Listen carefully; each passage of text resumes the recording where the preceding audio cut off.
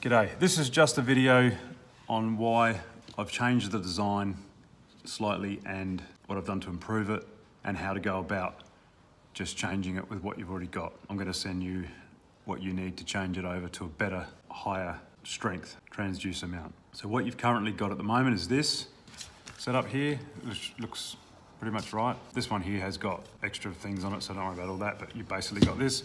You undo that, you move it, you tighten it up.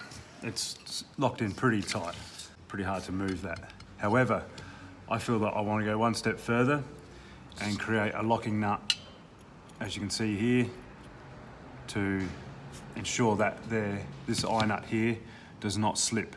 Under any circumstances, during the day, heavy use, I don't want this to slip. So I'm going to send you this kit to replace this one here. It's quite simple really if you just follow this instruction here. So basically, get your mount, remove your existing eyelet. So get rid of that, get rid of all that. I did provide a nylon nut and I mistakenly put that in there to prevent it scratching. When anything's slippery, then things don't grab as well. So chuck that away and you can use that for something else. Chuck that away as well. You won't need that. Oh, I'll use it for something else anyway. So you'll get your transducer mount and then just take out your screw at the top here so you can get the whole thing out. Remove that. That means everything can come out. So get rid of that as well, and you might be able to use that for something else is up to you. So get rid of that. And then you'll have this. So just take this apart. Make sure you put it around with the longer side in. So you can see that's one side shorter than the other, longer side in. So you're back on there. This time you've got this thread sticking out instead of the nut on there. So from there, you'll get this. Just simply put that on there. Now I've linished all this so that it's going to grip a whole lot more than the stupid nylon thing that I gave you. This is going to be so grippy here. So send that down. Don't go all the way, or go to where it's like finger distance in there. Then get your spring washer, put that in, run up a little bit more. Get your nut, put the nut in. And once the nut's on, tighten it right up. And that's back to how you were before. You were just using that to tighten it up. And you can do that. You can do that when you're driving with a car, or it's just when you tuck it out of the way, but not on heavy days on the water. I'm not recommending that. I'm recommending using the lock nut. So that way, with the amount of force that's being exerted on the transducer, the vibration, I don't want any way that that's going to come loose. So the system here will ensure that it doesn't come loose. So again, you use that as you would normally. Tighten up. Now, when you're about to go out for a big day,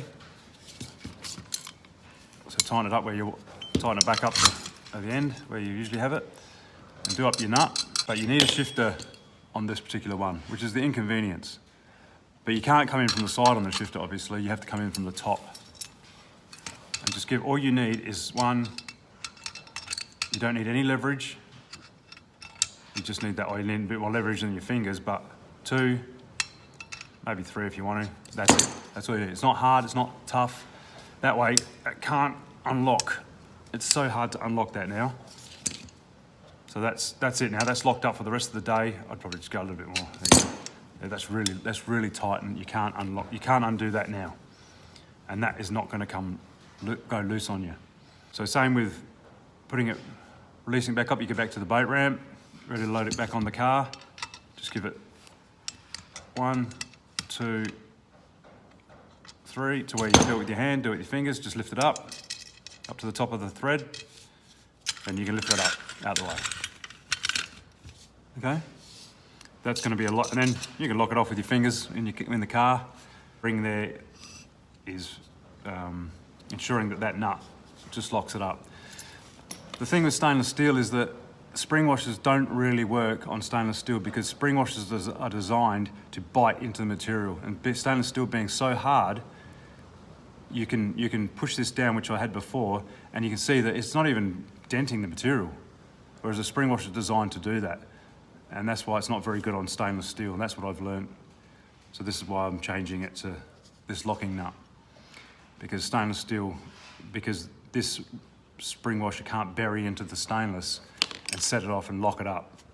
And therefore it can vibrate loose under certain circumstances. So they're not really effective on stainless steel in high pressure situations such as this. So that's gone. But the spring washer here is good because all that's doing is just holding that nut and using it as a locking nut. And this way, everything can be replaced. If the spring washer fatigues, we can replace that. It all comes off just by doing that. So with the new one, you'll find that it's a lot more grippy, so you might find that it's not as smooth as using that nylon, and that was the reason why also I had that there. But now it's a lot more sort of, requires a bit more force to turn that. Because what's happening is the stainless steel, because it's been linished underneath, it's binding on the other stainless steel, which is what you want in order for strength. You don't want slippery surfaces. So there we go, that's why. So when you get your kit, just replace it in that direction. And if you want to use it just normally, if you're just going out for a quick run or over there or a couple of miles, whatever, you can use that. But just when you're going heavy use or a big day, high water, high speed or something, lock it off with the locking nut. And to ensure 100% then that that's not going to loose enough on you in any way at all. Excellent, thank you.